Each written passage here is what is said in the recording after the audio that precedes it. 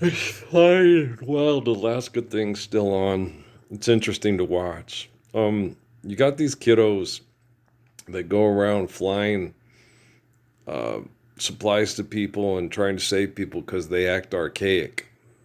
And it's a very extreme culture, and the people have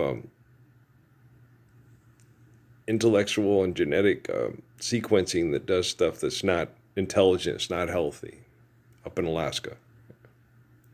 Me and my dad were talking about it, and I said, "Well, probably most of the people that migrate and live there, okay, want to do what they want to do and want to get away from a group that's dominant, so they can have their own lifestyle the way they want it." And so the people that migrate to Alaska, a lot of them have a lot of more antisocial tendencies. No one cares what's concerns us. This is why we're antisocial. This is Smart Alec. Remember Smart Alec? I like him. I might put that on my MP3 player. Yeah, I might. That's a good song. It's a good song. Yeah, I like that song. He was a nice kid too. I talked to him. Well, he was polite to me. He's very British. He's very polite to me. He's very polite. We talked and conversed on the YouTube stuff, and he was very polite, and I appreciated that. Okay, so yeah, he's a very polite young man.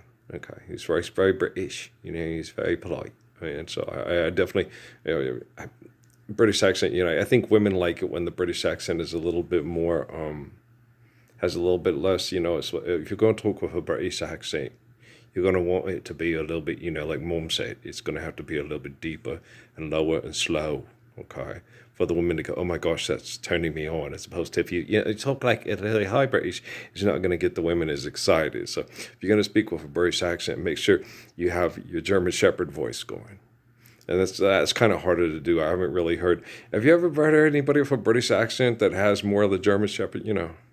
What are you doing there? Why are you going to do that? I wouldn't do that if I were you. I won't have to take your fucking head off. I wouldn't want to do that. It'd be quite nasty. Okay. Well, you might want to back off, or I'm going to have to knock the fuck out of you. Okay? You're a cold cunt, you stupid bitch. Okay? I don't know. I'll work on it. I'll work on my sexy British accent. I ain't British, man. I was born and raised in Las Cruces, New Mexico, by a dad from Tennessee, Texas people, and my mom's from Ellis Island immigrants. All right? So I talk like I talk. And so if you don't like it, that's okay. I like people that like me. You know what I mean? And people that don't like me, I don't like them. I ain't got time for them. I ain't got time for an arrogant, egotistical, psychotic idiot, you know. But if you're intelligent and kind and loving and want to live beautiful, intelligent lives, man, I'm down with you. I'm ready to do this. I'm watching these crazy kids go off these snowbirds off this thing. Yeah, she's doing. There you go, Ariel. That's a lot smarter. She's going on her bum. The guys are doing it on their legs, falling down. The one guy cut up his nose. And it's like I don't understand people that do things to an extreme to try to look cool or be cool. Never have. I got it when I play sports. Okay, basketball or football, I have a definite swag because I can do things smooth and effortlessly. But when I was young, the way a lot of the guys would describe, he plays like a nigger. Okay, and he does his hand a lot like a faggot. No, it's when you play basketball, your hand does this a lot. Okay, when you're pushing the ball down, pass it to yourself, it's very relaxed and it's very smooth, and you just so your hand does do this a lot. When you shoot, when you dribble, when you pass. Okay, so you do a lot of this with the wrist. Okay, it's very smooth release. And so macho people, he looks like a faggot. He plays like a faggot. He plays like a nigger. That's what they used to say to me. And if you play like, remember who you are, you play like one of them fucking niggers. I was like, wow, that is such a compliment. They say I play like a black person. Bobby said it the best to me. He goes, man, your game. He goes, you don't play like a white dude. You play back, except for your long range jump shot looks like Danny Ainge. Okay. It's the only thing that don't look like a black guy is when you take a long shot from way out. I was like, that'll work. It's the only reason Danny Ainge's ass is in the NBA because he can make that long range jump shot, right? So if his long range jump shot going in and mine going in, that's all that mattered to me, right? And I remember I had with Wayne Kendall at Deer Valley High School. I was out there shooting in the barn. I rarely miss. I hardly ever miss.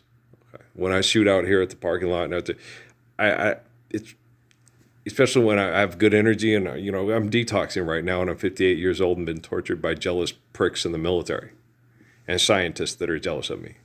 So if that had not happened, okay, and you had watched me play basketball now at 58 years old, you'd be like, holy crap, he's better than me at 58 than I am at 18. Okay.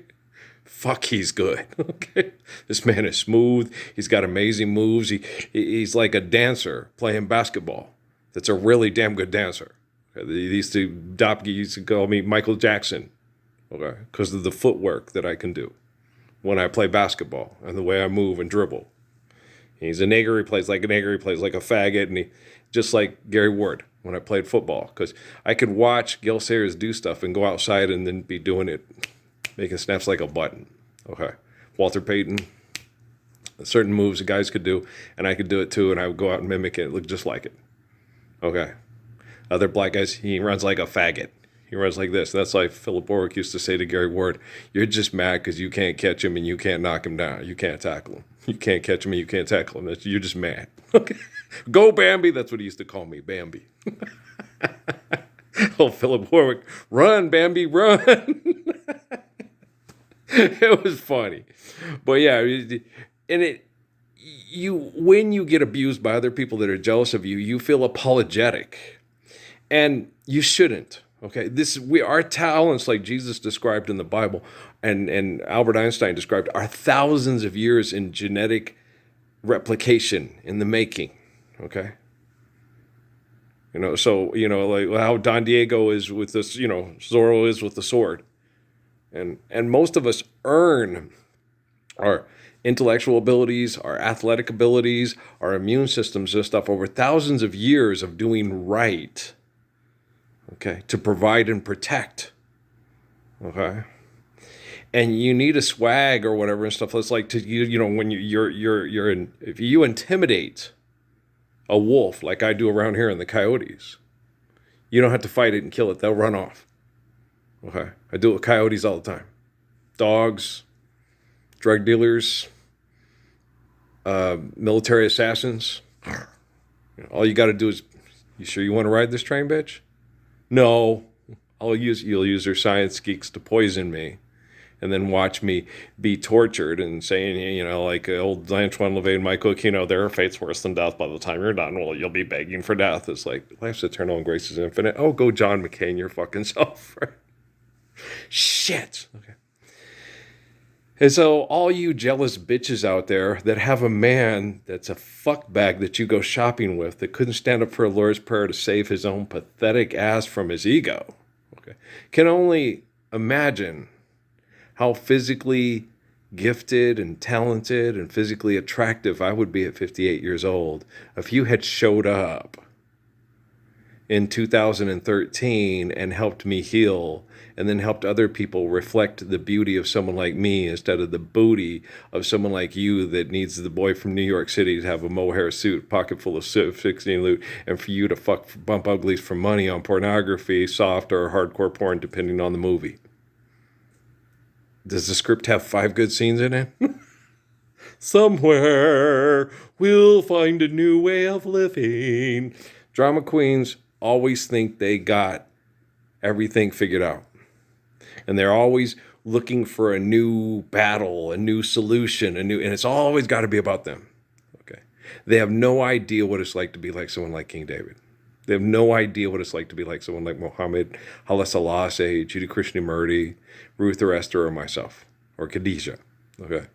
They don't know what it's like to be humble. They don't know what it's like to want to just, someone to share, someone to care, to be loved, to be loved. Oh, what a feeling to be loved, right?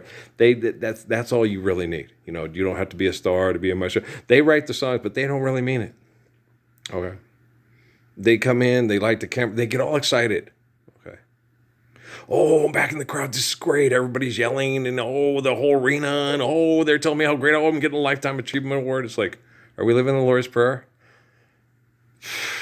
Did the Japanese sit down and have dinner with the Americans before they bombed Pearl Harbor? Oh, well then go do your fuck shit and get the hell out of here. Give them the Lord's Prayer, and then you won't act like a fool showing your ass to everybody instead of doing things right. Privacy, intimacy, romance, faithful cantaloupe parties with Snuggy Bug, being able to, see Natalie finally be able to be the woman that I raised her to be for a man that deserves to be loved by her. Someone come up to me and say, oh my gosh, she is like Emily Wherever I May Find Her by Simon and Garfunkel. She is. She's a beautiful woman. And she's so sweet and she's so kind. Yeah. Okay. And you can only imagine just how healthy and how intellectually astute and caring and kind and how healthy the environment, the planet it would be if y'all would have showed up in 2013 to honor all the beautiful, faithful work I put into giving you the fulfillment of your documents, and you rejected them. It's because you wrote them. Constantine. King James. You can keep the King James version of the Bible. It only seemed to benefit people like King James. Well, I look like King James, but I don't act like King James. I'm the gracious good shepherd. I'm not a bitch with a fucking Buckingham Palace and the Hound of the Baskervilles going on here. And the voice of terror. Okay, Basil Rathbones. I really like Nigel Bruce. Yeah, he's like the comic relief stuff. Yeah, he's pretty cool. Once you've seen him, you're pretty good. You don't really have to go back and watch him again because you're like, oh God, those days must have been horrible. They were absolutely hideous, yes. People actually believed money was real and would get up and do brain chemical addicted stupid ass things for the money and then feel successful and excited because they were out manipulating. And, and the more money they could bring in through manipulation, the more important it made them feel. And the more they were able to manipulate people with access to resources through the manipulation of philanthropy, they felt powerful and come pay attention to me, film it, and show everybody how they can be great like me. And it's like, we can all live the Lord's Prayer, but we all can't be dysfunctional, egotistical assholes like you, or we'll destroy everything that gives us the capacity to love and live the Lord's Prayer. Okay? Oh, Zoom, I'd like fly far away from here. When my mind can be fresh and clear. Okay? This is one of Gabe's favorites. Yeah. Zoom, and what's the other one? Sweet Love? Yeah, okay. Well, y'all, stop singing songs for money and start singing songs for faith in the glory of God. And you'll feel better, do better, and you'll love better. And you'll love as well as you're supposed to, not better than the person you're comparing yourself to because you're still an egomaniac. All right? I love you very much. You know I do.